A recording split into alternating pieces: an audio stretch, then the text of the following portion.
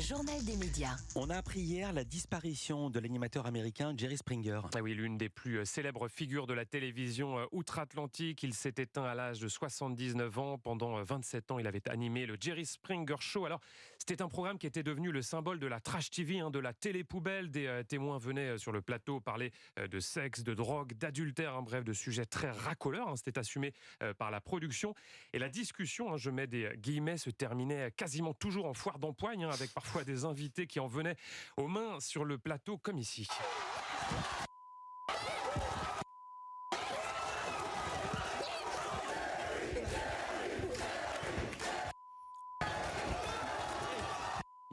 Alors vous avez entendu, tout est bipé, on n'a pas eu besoin de traduire ce passage, pourtant, et pourtant on a de très bons doubleurs dans l'équipe de Culture Média, je tiens à signaler. Alors plusieurs bagarres ont marqué les annales de l'émission, notamment celle entre des prostituées et leurs proxénètes, ou encore entre des membres du Ku Klux Klan et des représentants de la Ligue de défense juive. Et du côté des audiences, à la fin des années 90, cette émission dépassait même celle d'Oprah Winfrey, avant de décliner progressivement, puis d'être arrêtée en 2018. TF1 et M6 viennent de renouveler leur convention avec l'Arcom. Alors il n'y avait guère de suspense, on savait depuis quelques semaines que leurs autorisations seraient reconduites, notamment celle de M6, mais c'est désormais formalisé depuis hier avec au menu de nouveaux engagements, souligne l'Arcom, notamment en matière d'éducation aux médias, d'accessibilité au programme ou encore de transition écologique. Marlène Schiappa est revenue pour la première fois sur la couverture de Playboy qui lui avait été consacrée. Oui, une couverture, vous le savez, qui avait fait polémique, mais la secrétaire d'État assume parfaitement son choix médiatique. C'est ce qu'elle a expliqué hier dans C'est à vous, au micro de Mohamed Bouafsi. Est-ce que c'est le rôle d'un membre du gouvernement de parler à tout le monde, tout le temps, de répondre à toutes les questions, de considérer qu'à partir du moment où il y a des gens qui lisent une publication, il est important aussi justement d'aller dans cette publication-là pour apporter un discours que peut-être ils n'ont pas l'habitude d'entendre, notamment sur la question des droits des femmes. Marlène Schiappa hier soir dans C'est à vous a noté qu'il s'agissait d'une interview enregistrée dans l'après-midi et qu'elle n'était pas en plateau.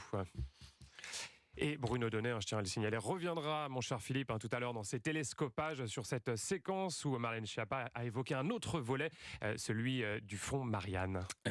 Bientôt, un nouveau visage sur la chaîne RMC Story. Oui, celui d'une célèbre chanteuse qui a marqué les années 2000 avec ses nombreux tubes, dont celui-ci. Ta meilleure amie, je serai là, toujours pour toi. Bien sûr, c'est Laurie.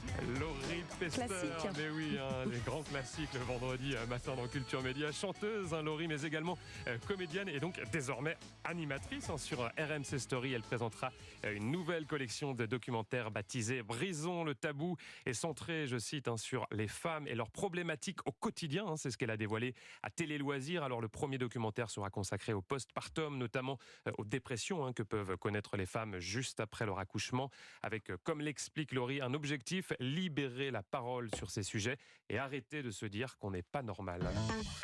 Une vidéo de Keanu Reeves avec un garçon de 9 ans a fait le tour du monde. Une vidéo qui a été l'une des plus likées ces derniers jours sur les réseaux sociaux, qui a fait fondre de nombreux internautes. On y voit l'acteur dans une boutique lors d'une séance de dédicace de la bande dessinée qu'il vient de sortir.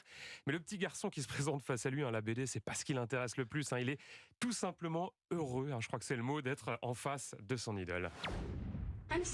Je suis un grand fan. Comment tu t'appelles? Noah, mon nom c'est Noah. Bonjour Noah, je suis Kenyu. Tu es probablement mon acteur préféré du monde entier. Oh mon Dieu Noah, merci beaucoup. Est-ce que tu as vu Duke Caboon dans Toy Story 4? Bien sûr, c'est mon personnage préféré. Le plus grand cascadeur canadien. Je suis content que tu l'aimes. J'ai adoré jouer Duke Caboom. L'enfant qui a évidemment les yeux pleins d'étoiles pendant cet échange doublé, on peut les citer par Alexandra Bischoff et Alexandre Gamelin, nos camarades de Culture Média. Et Keanu Reeves, on le rappelle, qui avait assuré le doublage de Kaboom, ce personnage central, et oui, dans Toy Story 4. Absolument, et qui a donc marqué de nombreux enfants, dont ce petit garçon.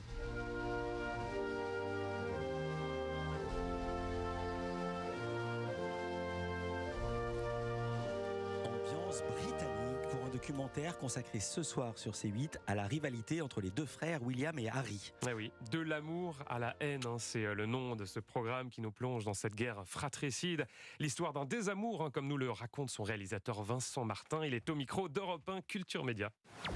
On pouvait penser que c'était deux frères qui ont grandi effectivement dans des conditions très très particulières avec l'immense douleur d'avoir perdu leur mère. On pensait que ça pouvait les souder contre tout le monde et pour le reste de leur jour.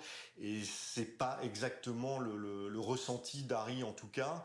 Et ça amène aujourd'hui à un conflit familial qui est d'une grande violence. Donc c'est un peu ce qu'on a voulu raconter un petit peu aussi comment Harry a orchestré une campagne de communication assez phénoménale pour faire parler de son livre, pour faire parler de lui, et en tout cas pour vraiment fracturer l'institution qu'est la couronne britannique. Le livre choc, vous l'avez entendu, d'Harry, qui est évidemment au cœur de ce documentaire dans lequel interviennent de nombreux experts de la famille royale, dont Bertrand Descartes, un journaliste belge qui est un fin connaisseur des têtes couronnées. Je sais que vous l'aimez beaucoup, Philippe, ce journaliste. Et il revient notamment, vous allez l'entendre, sur un point de tension entre les deux frères. Ça remonte à quelques années et ça concernait leur action humanitaire en Afrique. Harry décide de prendre à bras le corps un peu l'héritage de sa mère. Il décide de faire ce combat-là sur le territoire africain. Il décide de défendre les rhinocéros et les éléphants. Eh bien, nous dit-il, William le prend très mal et il considère, lui, qu'en sa qualité d'héritier, c'est à lui d'intervenir sur ce plan-là. Donc, il y a en permanence, dans le livre d'Harry, et ça monte crescendo au fil des pages, une tension que l'on peut constater entre les deux frères. Crescendo. Crescendo, mais il est très naturel. Ce qu'on disait en antenne avec Anissa et Philippe, et ce documentaire dans lequel il intervient, entre autres, est donc diffusé ce soir à 21h20 et c'est sur C8.